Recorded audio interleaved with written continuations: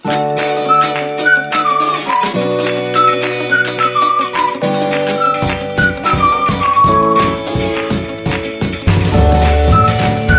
Everyone, welcome to తర్నీస్ kitchen and greenery. ఈరోజు మన రెసిపీ కరివేపాకు చికెన్. ముందుగా మసాలా ప్రిపేర్ చేసుకుందాం. ఒక ప్యాన్ తీసుకుని దాంట్లోకి దాల్చిన చెక్క, అనాస పువ్వు, జాపత్రి, 4 లవంగాలు, ఒక బిర్యానీ ఆకు, 2 టేబుల్ స్పూన్ల ధనియాలు, 1 టేబుల్ స్పూన్ జీలకర్ర, అలాగే 4 నుంచి 5 ఎండుమిర్చి అనేవి వేసుకోవాలి.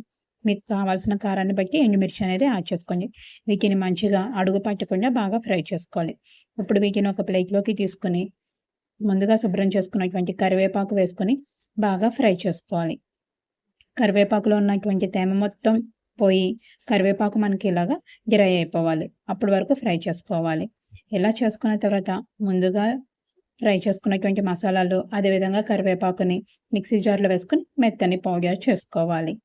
ఇప్పుడు వేరొక ప్యాన్ తీసుకుని దానిలోకి 3 టేబుల్ స్పూన్ల ఆయిల్, షాజీరా, చెక్క, లవంగ వేసుకొని ఆ తర్వాత సన్నగా కట్ చేస్తున్నటువంటి ఉల్లిపాయ, పచ్చిమిర్చి వేసుకొని గోల్డెన్ బ్రౌన్ కలర్ వచ్చే వరకు ఫ్రై చేసుకోవాలి. ఇప్పుడు దీనిలోకి 1 టేబుల్ స్పూన్ అల్లం వెల్లుల్లి పేస్ట్ వేసుకొని పచ్చివాసన పోయే వరకు ఫ్రై చేసుకోవాలి.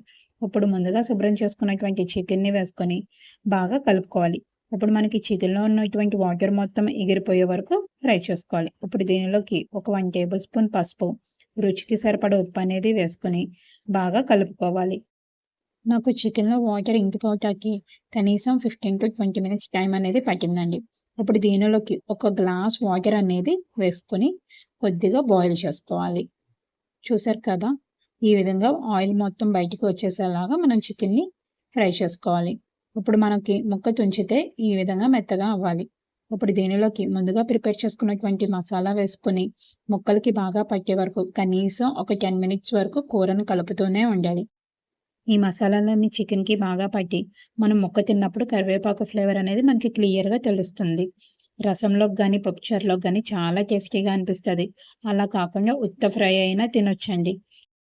ఈ కర్రీలో కారం కానీ కొత్తిమీర కానీ అస్సలు వేయకూడదండి. కారం అనేది ఎండుమిర్చి ద్వారా కవర్ అయిపోయింది.